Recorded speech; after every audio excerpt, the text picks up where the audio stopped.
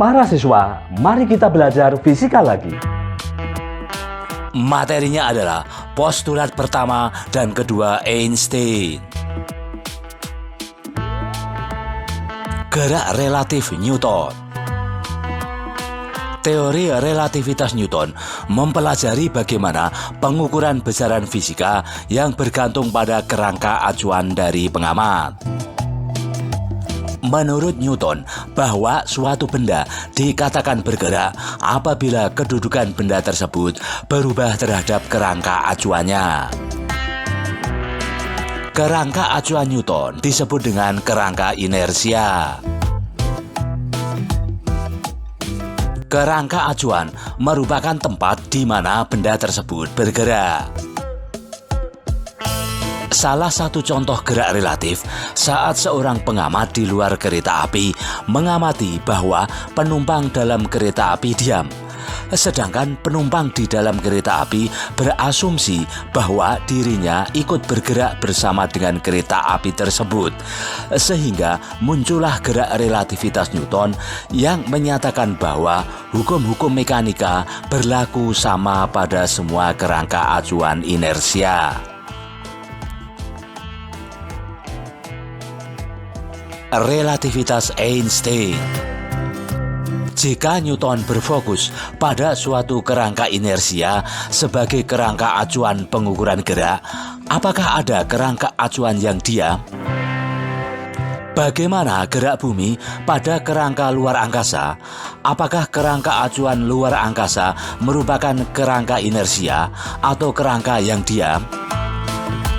Pada tahun 1887, Michelson dan Morley mencoba menjawab pertanyaan tersebut melalui sebuah eksperimen. Eksperimen ini bertujuan untuk membuktikan ada tidaknya medium ether yang dapat dijadikan sebagai kerangka inersia.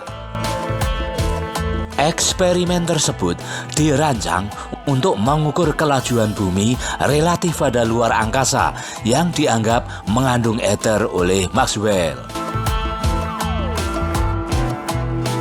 Fisikawan ini menggunakan alat yang sangat sensitif terhadap cahaya yang disebut interferometer untuk melakukan pengamatan seperti yang terlihat pada gambar 1.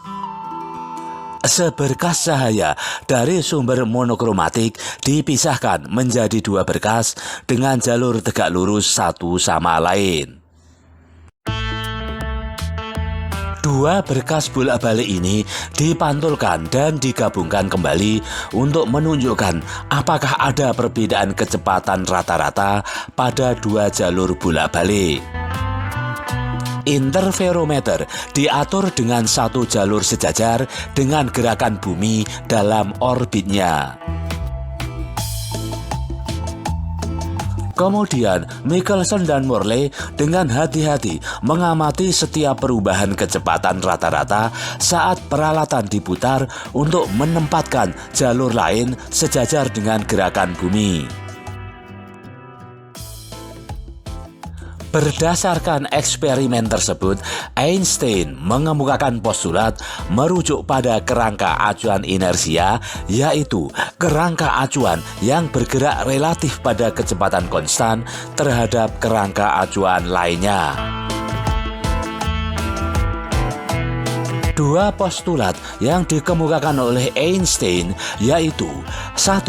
Hukum-hukum fisika memiliki bentuk yang sama pada semua kerangka acuan inersia. 2. Cahaya yang merambat di ruang hampa dengan kecepatan 3 × 10⁸ meter per sekon adalah sama untuk semua pengamat dan tidak bergantung pada gerak sumber cahaya maupun kecepatan pengamat. Konsekuensi menarik dari postulat kedua Einstein adalah adanya konsep keserentakan. Dua peristiwa disebut serentak jika keduanya terjadi pada waktu yang sama.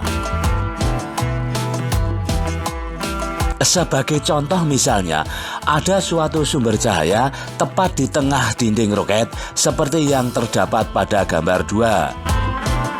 Ketika sumber cahaya dinyalakan, cahaya menyebar ke segala arah dengan kecepatan c. Sumber cahaya berjarak sama dari ujung depan dan belakang dinding roket, menyebabkan seorang pengamat di dalam roket melihat bahwa cahaya mencapai ujung depan pada saat yang sama ketika mencapai ujung belakang. Hal tersebut terjadi ketika roket dalam keadaan diam atau bergerak dengan kecepatan konstan. Cahaya mencapai bagian belakang dan bagian depan terjadi secara bersamaan untuk pengamat di dalam roket. Bagaimana dengan pengamat luar yang memandang dua peristiwa yang sama dalam kerangka acuan lain, misalnya dari planet yang tidak bergerak bersama roket? Berdasarkan tinjauan pengamat itu, dua peristiwa yang sama tidak serentak. Cahaya ketika keluar dari sumbernya, pengamat ini melihat roket bergerak maju, sehingga bagian belakang dinding roket bergerak ke arah sumber cahaya, sementara bagian depan menjauh dari sumber cahaya. Oleh karena itu, cahaya yang menuju bagian belakang dinding roket memiliki jarak tempuh yang lebih pendek daripada cahaya yang bergerak ke depan seperti yang terdapat pada gambar 2B.